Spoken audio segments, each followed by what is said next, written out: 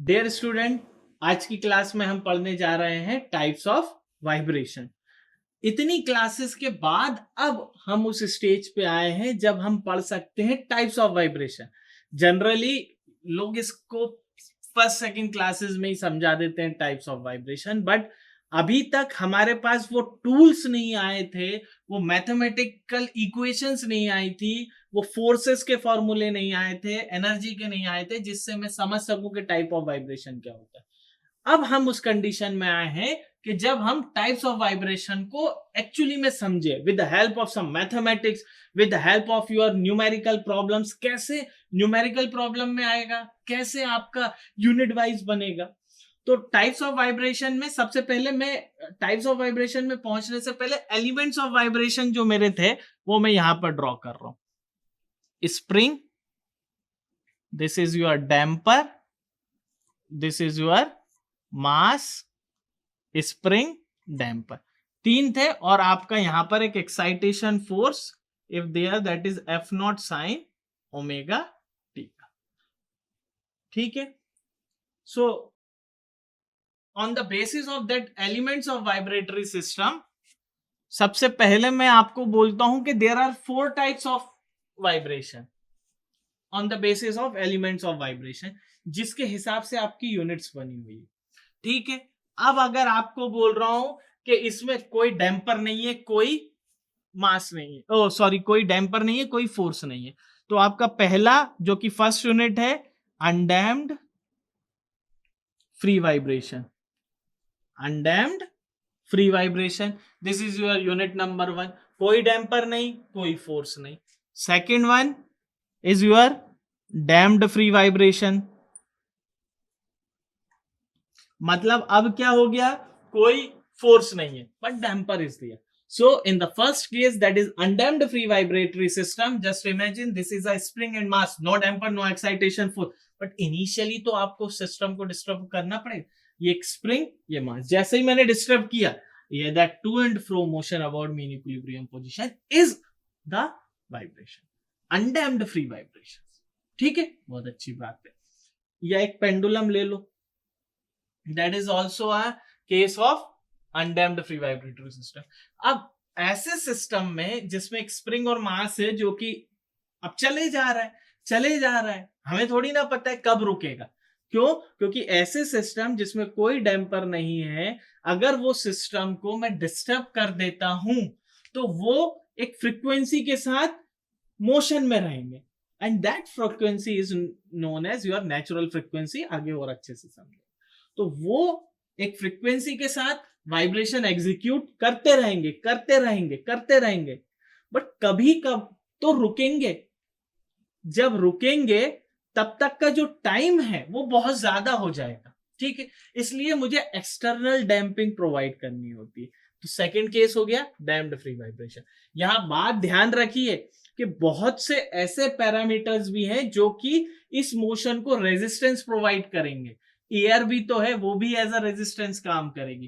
यानी every system is naturally damped. अगर कोई ना कोई सिस्टम को कैसे भी अगर उसके इक्विलिब्रियम से डिस्टर्ब करोगे, हो सकता है वो बहुत ज्यादा टाइम ले ले बट वो इक्विलिब्रियम में वापस आएगी।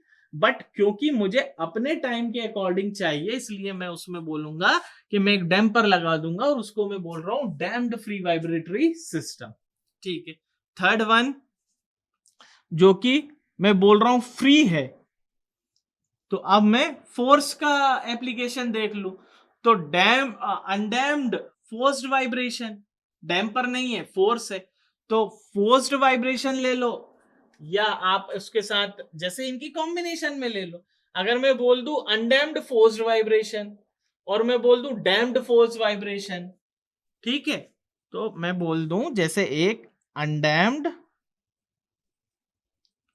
फोर्स्ड वाइब्रेशन, मतलब कोई डैम्पर नहीं है बट जो फोर्स लग रहा है उस स्प्रिंग मास सिस्टम में, वो फोर्स अब एफ नॉट साइन है ओमेगा टी, यानी एक मैग्नीट्यूड और एक फ्रीक्वेंसी के साथ, just like that.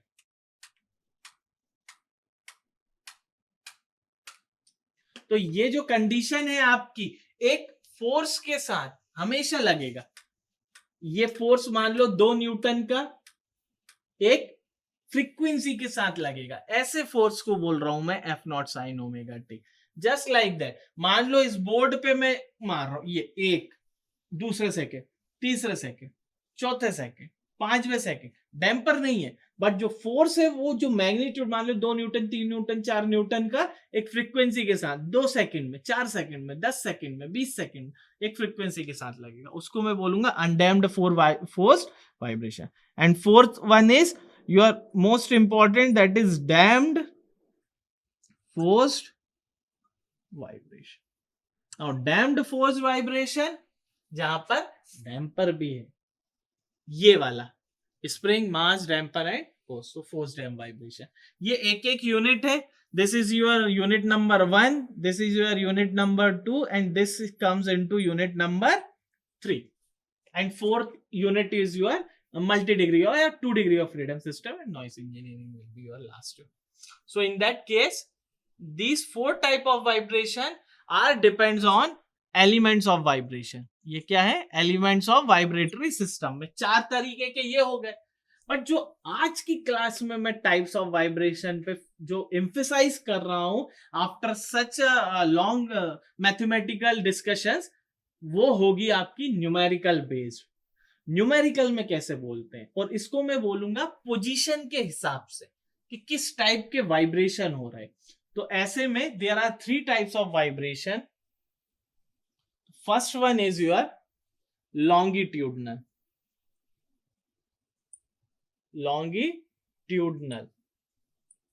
Longitudinal vibration. तो जब ऐसी केस में लॉन्गिट्यूडनल वाइब्रेशन, लॉन्गिट्यूडनल नाम से समझ में आया अभी तक जो भी आप देख रहे हैं, जैसे ये स्प्रिंग, मास, ठीक है, स्प्रिंग और मास को मैंने वर्टिकली डाउनवर्ड किया, स्प्रिंग भी उसी डायरेक्शन में, वाइब्रेशन भी इसी डायरेक्शन, जिस डायरेक्शन में मैं मोशन दे रहा हूं उसी डायरेक्शन में आएगा, बट किस एक्सिस के अबाउट, तो that is in the case of longitudinal axis. For example just imagine it is a bar, इसमें मैं फोर्स लगाया, जैसे ही मैंने इसमें फोर्स लगाया इसमें डिफ्लेक्शन हुआ, मैंने छोड़ दिया, इसकी इक्विलिब्रियम को डिस्टर्ब किया, तो ये जो इसकी एक्सिस थी, इस एक्सिस के अबाउट ये जो वाइब्रेशन है, ये दैट इज लॉन्गिट्यूडनल वाइब्रेशन। अगर ये स्प्रिंग और मास सिस्टम को किया, दैट इज लॉन्गिट्यूडनल वाइब्रेशन। अगर आपका ये स्प्रिंग मास सिस्टम है लॉन्गिट्यूडनल के केस में, ठीक, तो इस डायरेक्शन में जो वाइब्रेशन होंगे वो क्या होंगे आपके लॉन्गिट्यूडनल।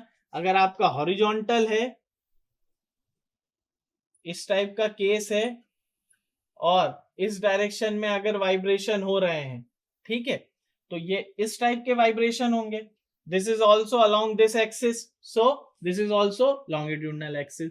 लॉन्गिट्यूडनल एक्सिस के अबाउट जो वाइब्रेशन हो रहे हैं उनको मैं बोल रहा हूं लॉन्गिट्यूडनल वाइब्रेशन। और थोड़ा सा यहां पर मुझे स्ट्रेंथ ऑफ मटेरियल की याद आ गई है कि जब कोई बार अगर आपका है, that is suspended in that bar, ये बार हमने पढ़ा है, और इस बार पे अगर मेरा P अमाउंट का लोड लग रहा है, इस बार पे अगर मेरा P अमाउंट का लोड लग रहा है, तो ये इस डायरेक्शन में वाइब्रेशन करेगी, इस डायरेक्शन में वाइब्रेशन करेगी, एंड इसकी प्रॉपर्टी कुछ एरिया, कुछ लेंथ, कुछ इलास्टिक लिमिट, ठीक है। बस अभी के लिए ये ध्यान रखिए कि the natural frequency is given bye √k/m, इसको अपन ड्राइव भी करेंगे, and that natural frequency is given bye √k/m, ठीक है। इसको अभी हम ड्राइव भी करेंगे, बस अभी सिर्फ क्योंकि ये मैं टाइप्स ऑफ वाइब्रेशन पढ़ रहा हूं तो यहां पर इसका फॉर्मूला भी लिखवा रहा हूं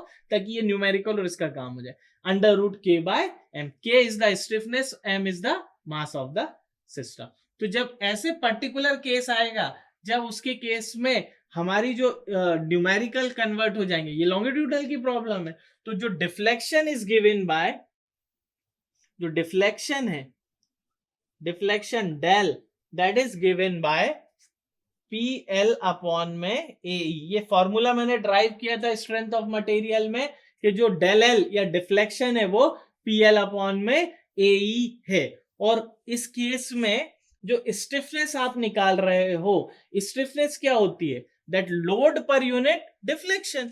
स्टिफनेस क्या होती है, स्टिफनेस होती है आपकी लोड पर यूनिट डिफ्लेक्शन। तो लोड कितना है P और डिफ्लेक्शन कितना है आपका PL अपॉन में AE।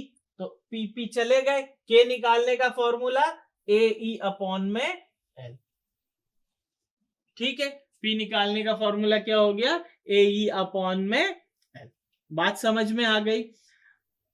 देखो ऐसी प्रॉब्लम जहां पर लॉन्गिट्यूडनल एक्सिस इज गिवन, तो लॉन्गिट्यूडनल वाइब्रेशन है। लॉन्गिट्यूडनल वाइब्रेशन में just imagine it is a bar जिसकी लेंथ दी है, ठीक है, इलास्टिक लिमिट दी है, ए दिया। अब के कैसे निकालोगे, डायरेक्ट नहीं दिया, तो के निकालने का तरीका हमेशा लोड पर unit deflection, deflection is given by PL by AE। तो फॉर्मूला क्या हो गया AE अपॉन में L, और उसको मैं यहां पर पुट कर दूंगा। ठीक है, बाकी तरीके भी और हैं इसके, वो अभी अपन देखेंगे। तो this is the after that 4 this is the first यानी और fifth type of vibration, that is longitudinal vibration. अब हम बात करते हैं another one, that is torsional और लेटरल वाइब्रेशन। लेटरल और टॉर्जनल वाइब्रेशन, लेटरल और टॉर्जनल वाइब्रेशन। अब जरा समझिए क्या हो रहा है। यही बार है, ये बार है, इसको मैंने ऐसे किया तो ये वाइब्रेशन हो रहा है, this type of vibration longitudinal vibration. अब इसी को मैं अगर इस डायरेक्शन में कर दूं परपेंडिकुलर टू द एक्सिस, तो ये कौन से हो जाएंगे, that is lateral vibration, just like this. This is your बार, ठीक है, और अब वाइब्रेशन इस एक्सिस के अबाउट होंगे लाइक दैट, इस टाइप के, that is your vibration. Beam का केस जो था, बीम मान लो ये कैंटिलीवर बीम है, ये इस टाइप के जो वाइब्रेशन होंगे ये लेटरल वाइब्रेशन होंगे। ठीक है, जस्ट इमेजिन ये बार है और इस टाइप के वाइब्रेशन, इसके ट्रांसवर्स एक्सिस के अबाउट मैंने डिस्टरबेंस क्रिएट किया, तो इस डायरेक्शन में ये to and fro motion is your vibration. इस पर्टिकुलर केस में लॉन्गिट्यूडनल के केस में इस डायरेक्शन में और इसके केस में इस डायरेक्शन में।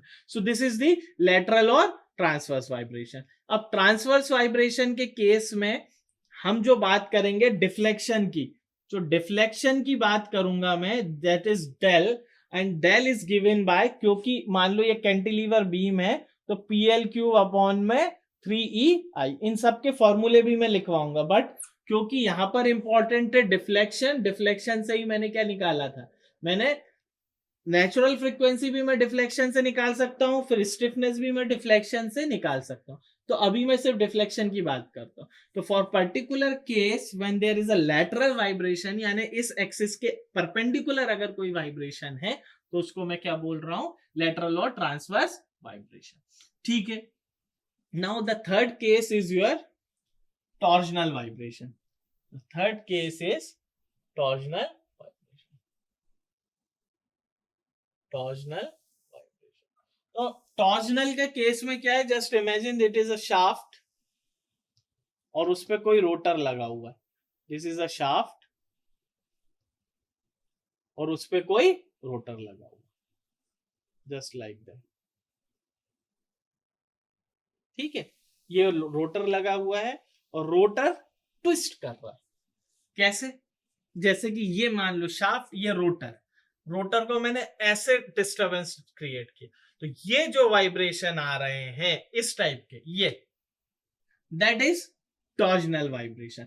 समझने की बात है, एक ही सिस्टम की बात करूं मैं, ये रॉड है, ये ऐसी जो बार बात कर रहा था, अगर मैंने उसको वर्टिकल एक्सिस के अबाउट डिस्टर्ब किया, तो ये जो वाइब्रेशन होंगे इनको लॉन्गिट्यूडनल वाइब्रेशन बोल रहा हूं। इसके perpendicular to the vertical axis disturb किए, ये जो वाइब्रेशन है इसको मैं क्या बोल रहा हूं, लेटरल और टॉर्जनल, लेटरल और टॉर्जनल वाइब्रेशन नहीं, ये ट्रांसवर्स वाइब्रेशन है यार, this is your transverse vibration. And the last one is your torsional vibration, जब मैं इसको ट्विस्ट दे रहा हूं। ठीक है, तो this is your torsional vibration and it is given by T by J, tau by R, G theta by L। ये torsional equation से मैं इसको फॉर्मूला देता हूं, T by J that is equal to G by L। तो ये आपका represent करता है K theta, that is theta नीचे आ जाएगा, तो ये K theta is GJ by. So this is all about your types of vibration. In the longitudinal vibration, lateral and transverse vibration, this is by mistake torsional vibration is there, or this also the torsional vibration. So lateral and transverse vibration is there. Thank you.